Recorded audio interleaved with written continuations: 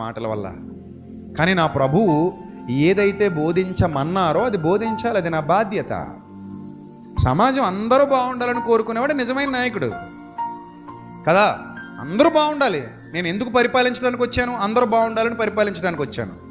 మరి అందరూ బాగుండాలని కోరుకునేవాడు నిజమైన నాయకుడు. నేను ఒక్కడనే బాగుండాలి, నా మనవలకి ఇచ్చేయాలి, నా పిల్లలకి ఇచ్చేయాలి అనుకునేవాడు దొంగ.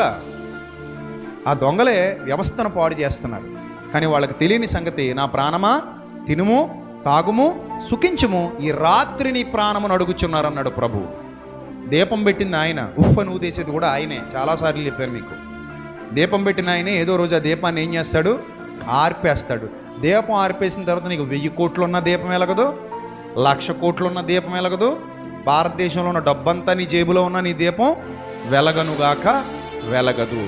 ఎందుకంటే ఉగ్రత దినమున ఆస్తి అక్కరకు రాదు.